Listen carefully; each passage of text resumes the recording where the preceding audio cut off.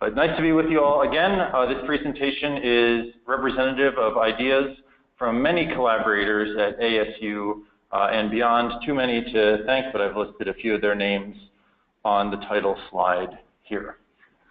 My goal is to give a high-level overview of the state of knowledge regarding heat-related health impacts with an emphasis on the United States and developing countries. I'll use that review of literature to set up a bit of a mystery and then briefly describe 3 case studies that are addressing different aspects of this mystery. We'll then end by briefly mentioning a framework that some UN colleagues and I have recently put forward in the literature as a new way of thinking about heat health research.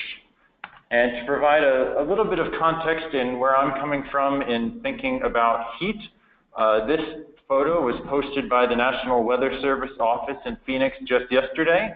And what's interesting in this photo are all the cameras that are present.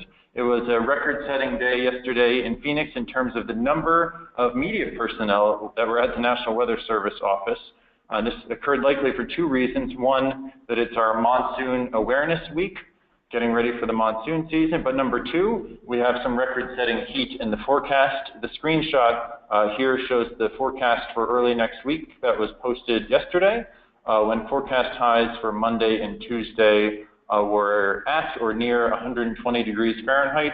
Our all-time record is 122 degrees Fahrenheit, which is still in play for next week. So working at ASU and living in the greater Phoenix area, myself and the rest of our team have some experience coping with heat, but also we think that our setting in Phoenix gives us a unique perspective into what heat, and particularly serious heat and the types of heat that is projected to come to more cities around the country in the future could look like, and a good perspective for understanding how people may be coping with that heat. Some folks are surprised to learn that heat and cold, extreme temperatures collectively, account for most of the weather-related deaths in the United States. There's a lot of debate in the literature regarding exactly how these numbers come to be. These particular numbers are compiled by the National Center for Health Statistics at the CDC. Here you can see that roughly, according to their numbers, 1/3 of weather-related deaths in the United States are related to heat. CDC estimates that there are about 2,000 deaths every year in the United States that are weather-related, so the math would suggest something like 600 related to heat nationwide on an annual basis, which certainly dwarfs the number of deaths that occur related to hurricanes, tornadoes, floods, heavy snows, heavy winds, etc., on an average annual basis. But keep that number 600 annual heat-related deaths in mind as we'll look at a few other statistics shortly. Heat has been capturing a lot of the media attention and attention from politicians and researchers recently. Here's a story from the LA Times that I believe came out in March. It painted a very gloomy picture for Phoenix's future. You can see the last line here, think Death Valley, but with subdivisions. There are many different perspectives out there in terms of what Phoenix might look like in the future as the climate warms. It's not only just been newspaper coverage of heat. President Obama actually referred to heat in the State of the Union a couple years ago. The infographic on the top left says that last year more than 45 million Americans experienced 100-degree temperatures for 10 or more days. So heat is a central part of the political narrative about heat and climate policy. The graphic on the bottom left is a figure out of the National Climate Assessment in its health section, focusing on temperature change of the hottest days over the coming decades in the United States. And heat is not just an issue that's been getting attention in the United States, globally as well. Here's the headline from the New York Times, a deadly heat forecast in the Persian Gulf by later this century. Heat is a public health concern, arguably a leading public health concern in my own setting of Maricopa County, Arizona, where we see, or we likely will see in 2016, once the data are finalized, something like 150 heat-related deaths, more than 1,000 hospitalizations, and more than 4,000 emergency department visits related to heat, if historical patterns hold true in terms of the proportion of deaths to hospitalizations and hospitalizations to emergency department visits. Now, you might be scratching your head at this point. I suggested that there were 600 heat-related deaths that occur on an annual basis in the United States, and here I'm suggesting that there are 150 that occurred last summer in Maricopa County alone. And although you all might agree with me that Maricopa County is a very important place, it probably does not account for 25% of the national health burden for anything, included heat-related health outcomes. In Maricopa County, we're very fortunate to have one of, if not the most advanced health surveillance systems in the country for tabulating the number of heat-related deaths. Deaths are flagged as being suspected of being related to heat and undergo additional review by the medical examiner's office, from which a further determination is made. This results in Maricopa County generating a much higher count of heat-related deaths than would be expected based on national statistics, and creates some interesting logistical challenges within the state because, for example, the county and the state use different methods for counting how many heat-related deaths we have. In some years, there are more heat-related deaths in Maricopa County, according to the county, than there are deaths in the state of Arizona, according to the state. So we're still getting our methods figured out in terms of how we're accumulating the total burden of heat at various jurisdictional scales, ranging from locally to internationally. But nonetheless, there is certainly a non-trivial burden placed on the public health system related to heat. And just to put those numbers in a different perspective, a paper that came out last year by colleagues at the EPA estimated that an average heat-related illness hospitalization in the United States costs something like $5,000. So if we were to just multiply 5,000 by the 1,000 hospitalizations that we estimate for Maricopa County last year, that would suggest about $5 million in healthcare costs just for dealing with heat-related illness alone. Only hospitalizations, so not deaths, not emergency department visits, not ambulance calls, any other healthcare costs, but at least $5 million there.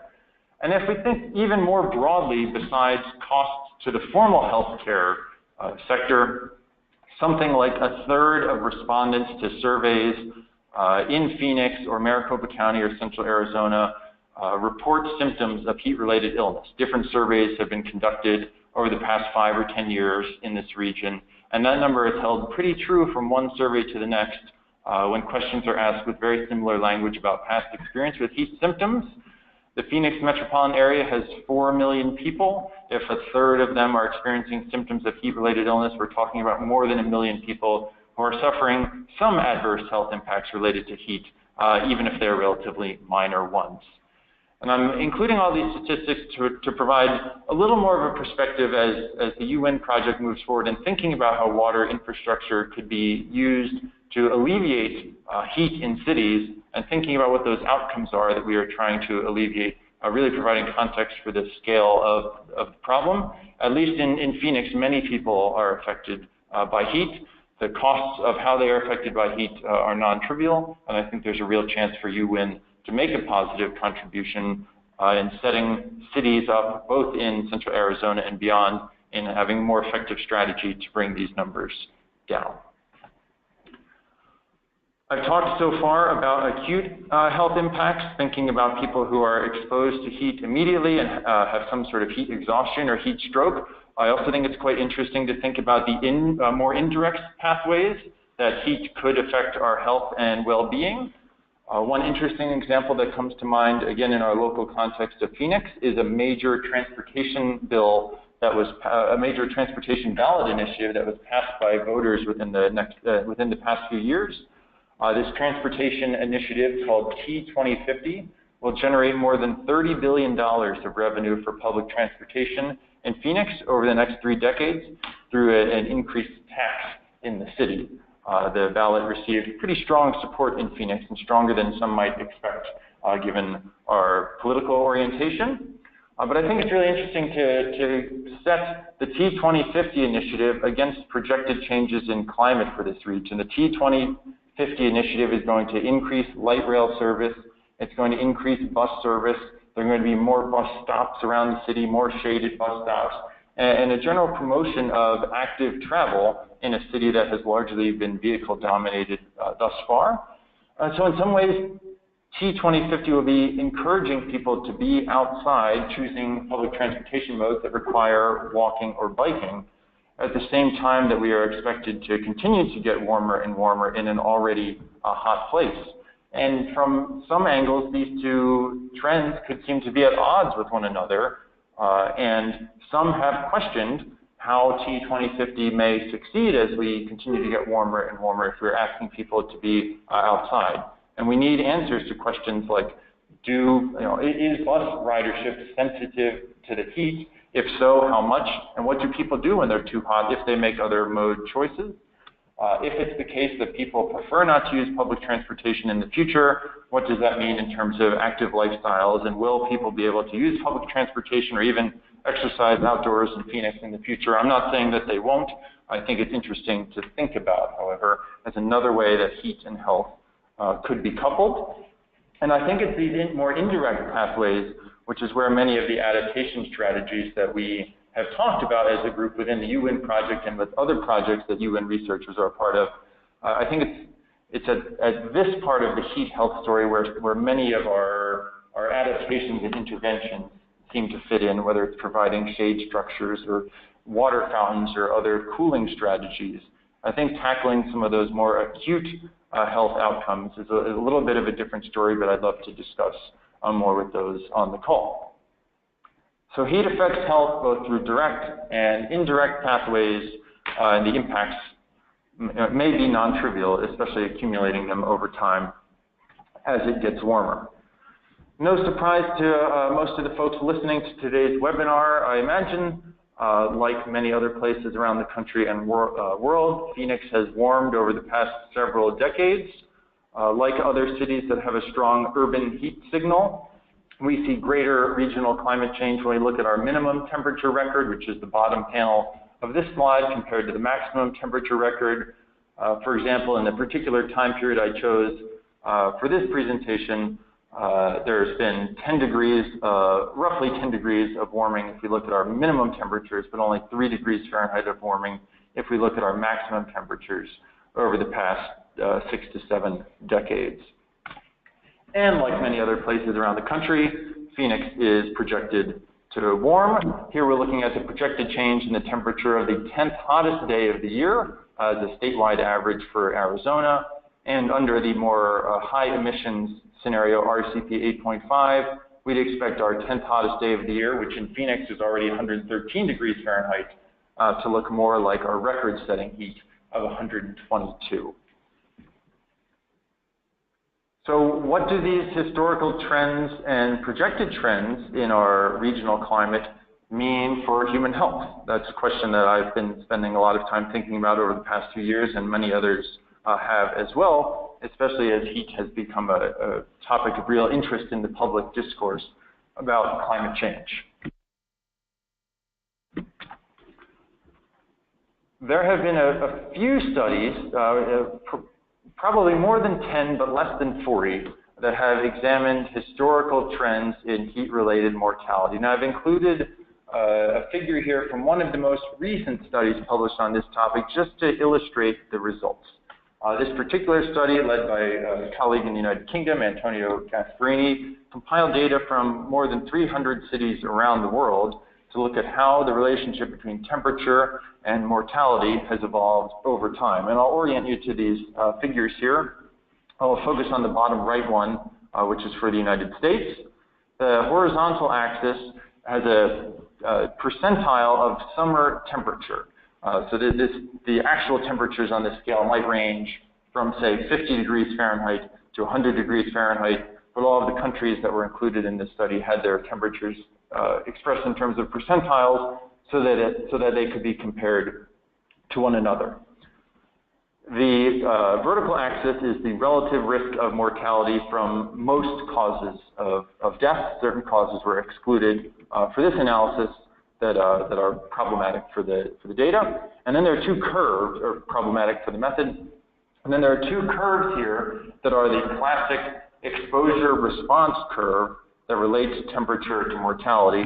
All of the locations shown on the slide here exhibit this very characteristic pattern of a U or J shape where there's some temperature of minimum mortality.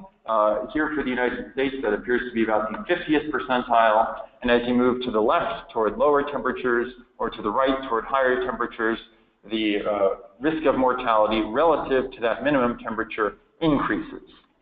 And in this particular analysis, the risk of mortality increases more sharply for high temperatures than it does for low ones in the United States. Now, there are two lines on these figures. The black line is an exposure response curve estimated for the early part of the study period. And the study period varied from country to country based on data availability. For the United States, I believe the start of the study period was in the middle of the 1980s. The blue line estimates the exact same curve, this exposure-response relationship, for the end of the time period, which here for the United States was in 2005. And what you can see for the United States and several of the other countries that are shown on this panel is that the risk of mortality at high temperatures has abated over time. At the same temperature percentile, the relative risk of mortality was higher in the 1980s than it was in the 2000s. And that's true on this graphic as well for Spain and Japan. A little tougher signal to tease apart in South Korea and the United Kingdom, where there's higher uncertainty. But just to be clear, again, what this study shows is that the relative risk of heat-related mortality has declined over time in some developed countries. And if we were to look more widely across the literature, which colleagues and I at ASU have done, we see the same story play out over and over again. In almost every study that has been published looking at historical trends in heat-related mortality, the risk of heat-related death is now lower than it was decades ago. The methods are highly variable from one study to the next. The time periods over which data are available are highly variable from one study to the next, which makes them very difficult to compare to one another, but the general theme of the results is the same. Fewer people are dying from heat given the same outdoor temperature today compared to 1, 2, 3, 4, 5, or 6 decades ago. So I think that is an interesting observation in and of itself, but the really interesting question from my mind is why has that occurred? And different hypotheses have been put forward that we will talk about shortly. If instead of looking backwards, we look forwards and think about what the health effects of warming might be, which is a very reasonable question to ask, most of the studies looking in this direction tell the same story as each other, and this story is no surprise. Here's one classic example. This is from some of our colleagues in the Northeast looking at projected heat-related mortality per 100,000 residents in Philadelphia. And you can see moving across the horizontal axis, we have different time periods, the 2020s, the 2050s, and the 2080s. And again, two of our greenhouse gas emissions scenarios, the lower emission scenario, RCP 4.5, and the higher forcing scenario, RCP 8.5. And you can see two things on this graphic as we look to the right. The number of heat-related deaths increases over time, and you can also see that the increase is greater for the high emissions scenario. And if we were to scan the literature, there are many papers that are emerging. This is one of the most popular topics I see in the environmental health studies I read. If we were to look across the literature, and again we have with some ASU colleagues, this same story repeats over and over again. A very dramatic increase is projected in heat-related mortality moving forward as cities around the country and the world continue to see higher and higher temperatures. This trend has even caught the attention of the former administration. President Obama came out with a press conference, and a quote was picked up in USA Today last year. The administration was on record suggesting that extreme temperatures linked to climate change could cause an additional 11,000 heat-related deaths in the United States in the summer of 2030. Remember, our baseline number, as estimated by the CDC right now, is something like 600 deaths per year. So 11,000 heat-related deaths in one summer versus 600 at present, and 2030 is not so far away. So just hammering this point home that a lot of the projections-oriented literature is suggesting a very, very large increase in the public health burden related to high temperatures. So I find this to be quite an interesting contrast. If we look at the literature that has looked backward in time, we see declining sensitivity to heat from nearly every study. And if we look at the literature that's looking forward, we see dramatic increases projected in future heat impacts. And I am very curious if this is indeed how reality will play out. There are a number of different reasons why this potential paradox exists. One of the ways that I think this could be the real pattern is if the coping strategies or the other societal changes that have contributed to declining sensitivity to heat in the past have become exhausted. One of the ideas that exists in the literature is that as air conditioning use and availability and affordability have increased in the United States over the past 2, 3, 4, 5 decades, people have been able to reduce their exposure indoors. But if cities have reached some sort of air conditioning penetration saturation, those continuing improvements in how we are able to protect ourselves from heat will no longer be possible, and future risk will more so be driven by what's happening outside.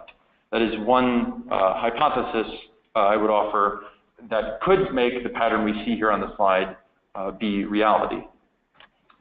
But what I also think is an important part of the story is that most of the studies that are looking forward include a sentence like the one on the slide here, and I'll read it to you. We also do effects of human adaptation or heat mitigation measures on future heat wave mortality. You can find this sentence in almost all of the papers that have been written looking forward, with the exception of, I would say, a handful that have been published in recent years that are really trying to take on this issue of adaptation. So we know, or we have a high degree of confidence that there has been some adaptation to heat over time.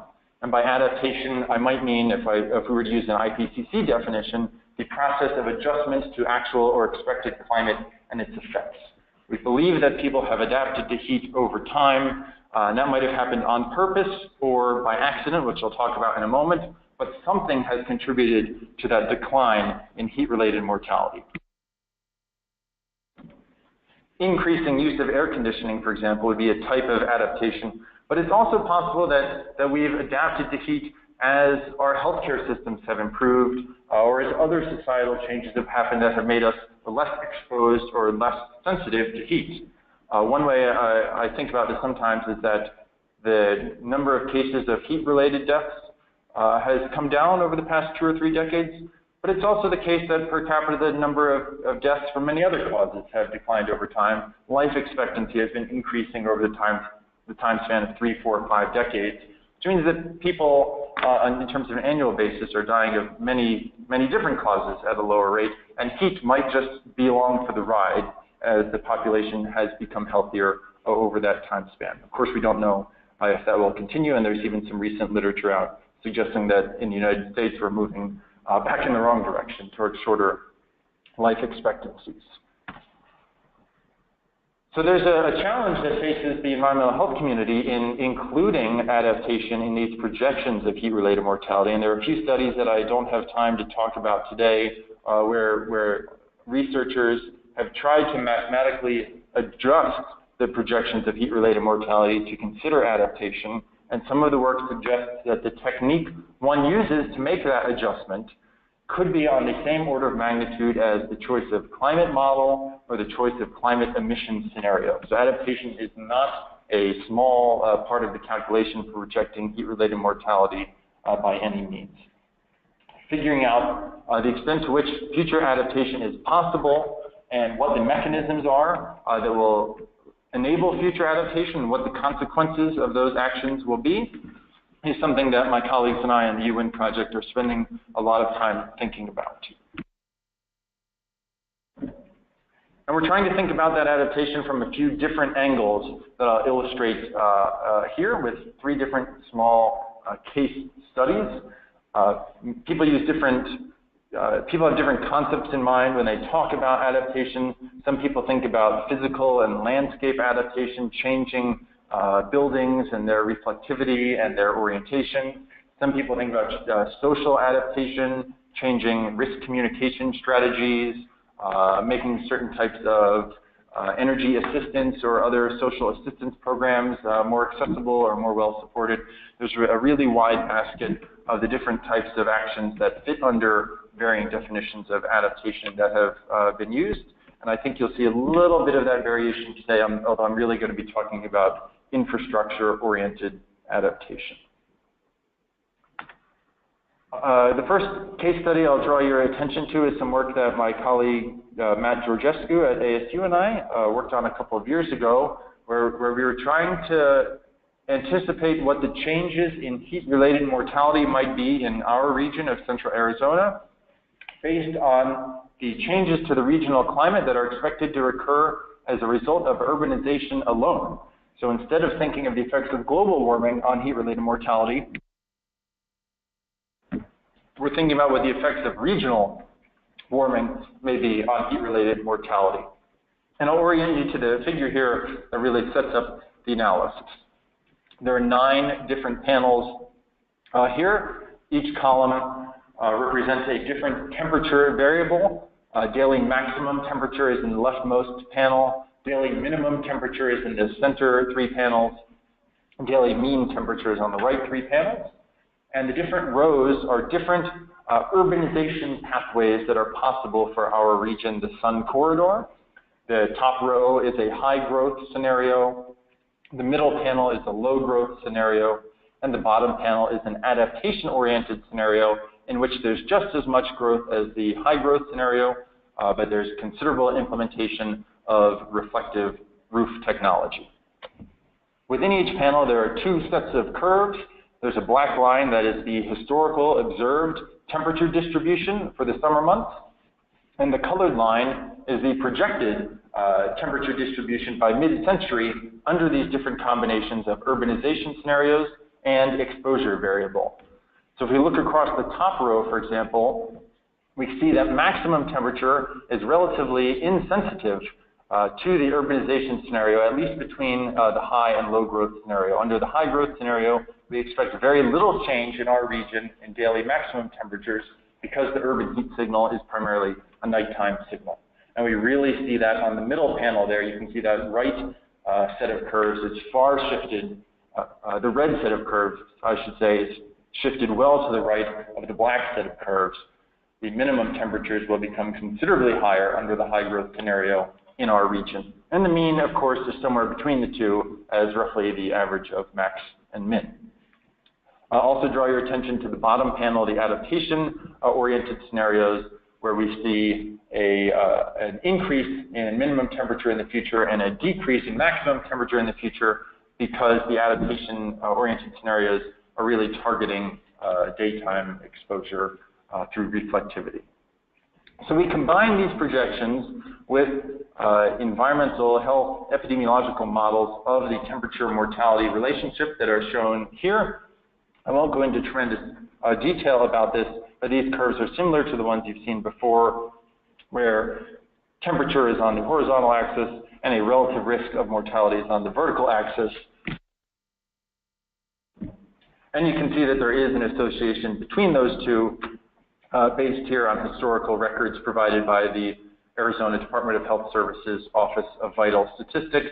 The red curve, for example, shows the relationship between maximum temperature and all-cause mortality. So we can use these relationships with historical or projected climate to come up with estimates of the future health burden of temperature on all-cause mortality, and I will skip over the methodological details and just show the results here. So again, we're looking at the same 9 combinations that we reoriented the figure a little bit. The exposure variable is expressed on the figure by the symbol. Maximum temperature is the upward pointing triangle, mean the square, minimum the downward pointing triangle, and the different urbanization pathways are positioned left to right on the horizontal axis and also indicated by different colors. And you can see, I think quite quickly from the figure, that your choice of exposure variable, or I should say, and your choice of urbanization pathway will have a strong effect on your projected health burden of heat in the future. And again, this is projected health burden of heat based on urbanization alone. This illustrates two things to me that we've been working on in the time since we completed this analysis. One is that we really need to figure out which of these exposure variables is most important for human health. Are high daytime temperatures driving people to the hospital, to the emergency department, or even causing their death? Or is it high overnight temperatures? Or more plausibly, is it some combination of both of those? The second angle we need to figure out is not only which exposure variable is most important, but how do we consider the different trade-offs between these different urbanization scenarios? If we think, for example, that minimum temperature is most important and we're going to consider projections based on minimum temperature in guiding our urbanization strategy, we might choose a low growth scenario over an adaptation-oriented scenario because it's with that combination of pathways and variables, the downward pointing triangle in the center of the figure, that yields lower increases in future heat-related mortality. But if we think the mean temperature is the most important exposure variable, maybe that choice isn't so important. Or we even get the reverse signal if we think daily maximum temperature is the most important variable. So I really think we need to tease out which of these exposure variables is most important from a health perspective, which we have been doing some work on, and think about how that information could be influential for decision makers. The second case study I'd like to draw our attention to is actually from colleagues who are not part of the UN project, but it's a recently published paper that I found quite interesting, and in the same spirit that we've been thinking about in some UN projects in characterizing environmental exposures beyond temperature. We've heard in previous webinars about the thermal environment in its entirety, and in particular thinking about the radiant aspects of the thermal environment as being a very important determinant of both comfort and health. And I won't talk much about the radiant environment today because we've heard about it on past webinars, but I will bring humidity into the mix, which is another important variable in thinking about health risks and human thermal comfort. Here we're looking at the heat index, which is a variable I've been thinking about quite a bit here in Atlanta, where it is very hot and humid. This week, the heat index is calculated by the National Weather Service and NOAA, and is a metric that combines temperature and humidity to generate what we often say is a field-like temperature. Like, given the same temperature, for example, I'll pick 90 degrees Fahrenheit here going across the top, the human experience might be quite different depending on the relative humidity in the atmosphere. So if we're thinking about the impact of different urbanization scenarios on human health or human thermal comfort, it might be wise of us to think about more than just temperature, because some of our urbanization adaptation scenarios could impact humidity as well, and humidity is a very important variable in the human energy balance. One of the adaptation strategies that we're talking about a lot in Phoenix, as well as in other cities across the United States, is increasing our urban canopy cover. And in Phoenix, we have a very aggressive goal to double our urban canopy within the next 2 decades, from coverage of something like 12% now to 25% by 2030. Increasing our tree canopies so dramatically could have tremendous impacts, both positive and negative, on environmental conditions, biodiversity, people's satisfaction with their place of residence, their mental health, and on and on. This study, which is similar in some ways to some work published by our UN colleague Daryl Jennerett last year, looked at how heat and humidity conditions vary in Knoxville, Tennessee. And Alyssa Haas is the lead author from the group here at UT. And I won't spend a lot of time going into the methods. I'll just draw your attention to one of the results I think is quite interesting from their paper. Here we're looking at the heat index at different measurement sites across the city of Knoxville. And there are different measurement sites here. There are 2 control sites. This first one is in a nature reserve type area. The second one is in a traditional downtown setting. And then we're looking at, within the same neighborhoods, minimally vegetated and high vegetated locations. MV for minimally vegetated, HV for high vegetated, and the high vegetated boxes are highlighted in green.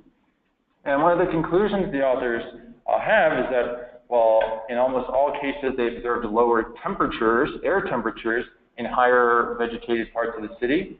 The highest heat index values they observed, heat index again including temperature and humidity, were observed in some of the most vegetated parts of the city. That's true here for the nature reserve. That was one of their control locations, as well as in this neighborhood, West Hills, here on the far right side of the figure. That is one of the most affluent, one of the whitest, one of the greenest neighborhoods in all of Knoxville. So if we're evaluating environmental conditions more holistically than just air temperature, we might reach a little bit of a different conclusion in terms of the efficacy of some of these strategies. Now, I need to be careful, and the authors are careful to point this out as well in the paper, that the shading benefits of trees are not accounted for in this arithmetic. And we need to think about the extent to which shade is important as a determinant of exposure and health risk that doesn't factor into the math here. But if you're not experiencing the shading benefits of trees and you're in a relatively vegetated part of the city, it is very probable from these results that you're experiencing a heat index that is just as high, if not higher, than some of the less vegetated parts of the city. And I think you can see the integration here with some of our other colleagues' work in the UN project, thinking about the thermal environment in its entirety. If we're in a low vegetated part of the city that has a lot of concrete surfaces, both horizontal and vertical, and we're getting a tremendous load of radiation on a tremendous load of long wave radiation on the body from these emitting surfaces, does that change these results? Does that again make the minimally vegetated places much more thermally stressful than the highly vegetated places? And as you've heard on past webinars, that's a topic of active conversation in the UN project that we're really thankful to be contributing to. Finally, highlighting our undergraduate research project from last summer. We were so excited to have Alana Kaiser join us, who was a student at the time at Penn State, to come and think about some different ways of analyzing the urban microclimate with a particular focus on customer comfort in bars and restaurants on our main Mill Avenue corridor in the city of Tempe. In dry climates like the one that characterizes Phoenix and Tempe, many restaurants and bars use these evaporative misters to cool the air to which their customers are exposed. It's a pretty common phenomenon this time of year, especially while relative humidity is down. And I think, while misters themselves aren't going to, while efficient use of misters isn't going to solve the country's water problems, I think they're an interesting case study to understand how people are thinking about using water for thermal comfort, and it's a very obvious and visible use of water intentionally for that purpose. So looking at these evaporative misters gives us a bit of a chance to think about how we characterize trade-offs in terms of water for thermal comfort, articulate trade-offs related to uses, perceptions, risks, benefits, costs, and so on. Alana designed a study with us that involved both social science methods and physical science methods, where different facility managers were interviewed to understand some of their perspectives for using the misters and if they had any information about mister cost or water use. And we also compared environmental conditions in places that were exposed to the misters and unexposed to the misters. Just a sample of some of the results here. Why is having a mister system important to the business? Perhaps no surprise. Draws customers in who might be seeking relief from the heat. It enables them to sit comfortably. It expands the seating capacity, maybe allowing some of an outdoor space to be used rather than just the indoor environment during the summer. I think this one facility manager's quote, "They're essential to any business," really captures the attitude of many of the folks we talked to. We asked them a Likert-style question: how do the following factors influence your use of misters? One, if the answer was 1, that meant that the factor strongly discouraged use. If the answer was 5, that meant the factor strongly encouraged use. And the number of dots represent the number of respondents for each question. Just drawing your attention to 2, the green boxes: customer comfort, strongly motivated use of misters amongst the facility managers we spoke to. Water use did not, neither encourage nor discourage use of misters for most of them. And a couple of other examples from the interviews. Do you know how much water the system uses? Most of our respondents said no. Is there anything else you'd like to know about misters? 3 of them mentioned water use specifically as something they would like to learn about. So how are managers considering the trade-off between water use and thermal comfort? Well, they're not really considering the trade-off at all, or they don't see a trade-off, or they're not able to evaluate the trade-off, is one of our take-home messages here. They see, in their minds, an obvious benefit of customer satisfaction, and they are not evaluating or not concerned with the costs, which could be because the costs are minimal. A quick look at the microclimate conditions in the misted zone and the non-misted zone. There are 3 bar graphs shown on the right side of the figure here. Each bar graph compares for us the environmental exposure condition in the misted zone and outside of the misted zone. When the bars are below 0, that indicates a lower temperature. When the bars are above 0, that indicates a higher temperature in the misted zone. Focusing on the blue bars first across our 11 different measurement sites, air temperature unsurprisingly lower, statistically significantly lower in 10 of the 11 test locations, on average about 4 degrees Celsius lower, or approaching 10 degrees Fahrenheit. It's not quite the 25 to 30 degrees of cooling benefits that the manufacturers advertise, but it's still relatively substantial. And I would suggest that you can feel it as you're walking around from place to place. It does seem cooler in the misted zone. Also, no surprise on the next panel down, the green, the dew point temperature, which is a measure of atmospheric moisture content, was higher in all 11 tests. That confirmed for us that we were measuring in the right location. We detect higher atmospheric humidity in the place where water is being directly put into the air. But let's consider the joint metric here, heat index, which combines temperature and dew point temperature. You can see that there was quite a bit of variability across the facilities. And on average, the heat index was slightly higher in the misted zone than not in the misted zone. It was higher at 5 facilities and lower only at 1 facility. And this was a real head scratcher for us that has raised a number of questions. As I suggested before, I think you can feel it when you walk in the misted zone. It does feel cooler. It does also feel more humid. The heat index is suggesting that the misted zone would be less thermally comfortable for people there than outside the misted zone, which is exactly opposite what facility managers believe is happening. This discrepancy could exist for a number of reasons. One is that we may not have measured the misters most effectively. The instrumentation could have been compromised by exposure to this very high humidity environment, although we don't think so. We also weren't able to measure evaporation from human skin, which does result in an additional cooling effect that perhaps people in the misted zone are feeling that is not reflected in these results. But we're continuing to try to understand how this counterintuitive result may have emerged. Outside of this specific context of misters at restaurants and bars in Mill Avenue, I think this is another good example that our choice of exposure metric in understanding how different urban heat adaptation strategies work really matters. We would tell a much different story here with the heat index than we would with air temperature. And that would be the same story that our colleagues in Tennessee put forward in thinking about how temperature varies across different parts of Knoxville. What we're ultimately working toward in the UN project and in other projects is thinking about how exposure to these different circumstances and environments affects one's personal heat exposure. And other colleagues in the UN project, as well as a network of researchers outside of UN, have all been working over the past 18 months to put forward a definition for personal heat exposure and some of our perspectives on how to measure personal heat exposure and what personal heat exposure means in the context of environmental health research. We've offered a definition for personal heat exposure that will appear shortly in environmental health perspectives. That personal heat exposure is contact with an indoor or outdoor environment in which the combination of the radiative load, atmospheric humidity, wind speed, and air temperature result in an a risk of increases in body core temperature and or perceived discomfort. And we are continuing to work toward integrating personally worn sensor data to understand how interaction with different types of environments impact this cumulative exposure from a personal perspective.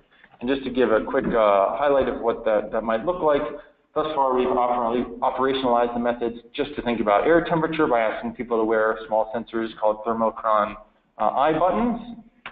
And they look like this. They're about the size of a thick nickel. They record air temperature and time at varying time intervals. This is an example of what somebody's IET, their individually experienced temperature, might look like.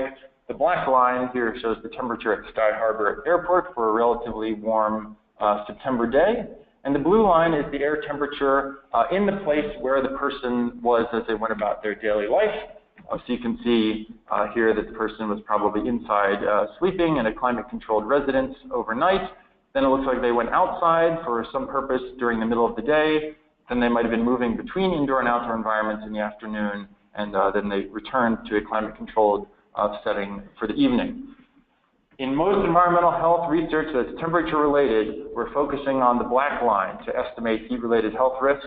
But as you can see, the black line really does not give us a good picture in terms of what real exposure is like at the level of individuals, and understanding how that blue line might change as we change our urban infrastructure, especially our water-related urban infrastructure, is an ongoing goal for us working on the thermal comfort parts of this project.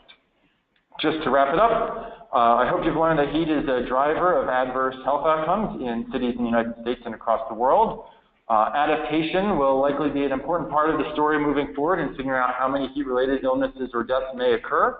But it's thus far very difficult to quantify what the impacts of adaptation might be and how it will happen. Will adaptation occur because we have better health care, or will it occur because we have cheaper air conditioning?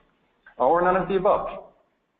Our analytical framing, our choice of exposure variable, our methodological approach has a strong impact on what we might conclude about the efficacy of various heat adaptation and mitigation strategies, and we need to keep that in mind as a research community as we're moving forward.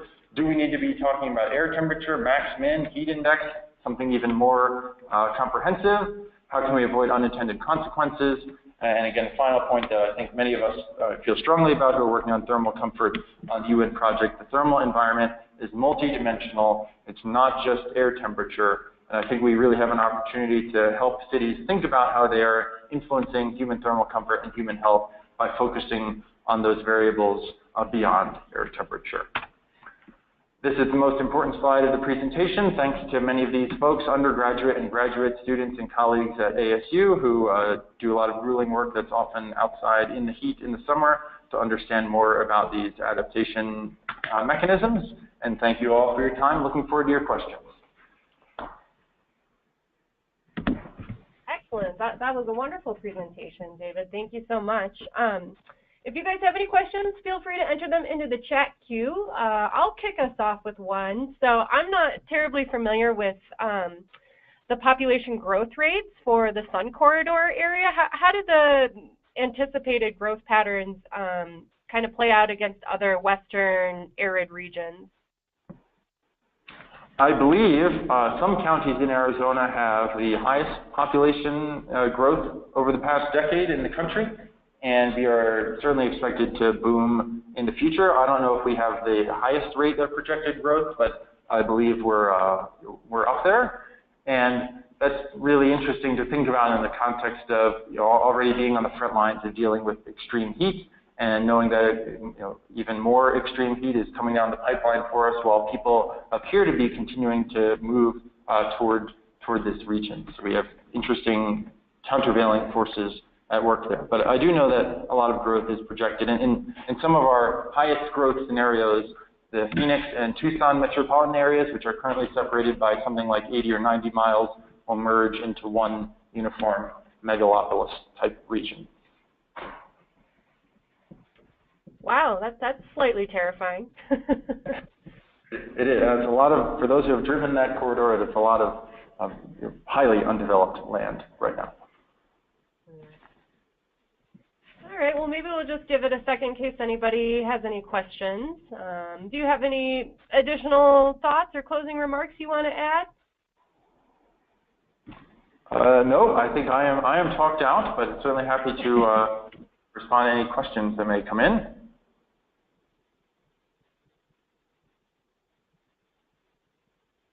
We may have a very thoughtful audience today that's really taking the time to craft a clever question. Yeah. Well, I sure appreciate you taking time out of your day. I know you're in a different time zone today than you normally reside, so thanks for accommodating our schedule. And as always, guys, I'll get this posted to the YouTube channel and send it out to the group so you can pass it along to colleagues or anyone that may have missed today's presentation. It looks like we're not having any questions, so you must have given just an absolutely thorough and astonishing presentation, Dave. Well, I will take that. I'll take that thought with me moving forward. Although I'm sure that's not the case, but that'll be a good attitude to have leaving the webinar. Wonderful. Well, thanks for your time, everybody. Have a wonderful afternoon, and try not to get too hot out there. Stay cool, all. Thank you for joining. Cheers, everybody. Bye-bye.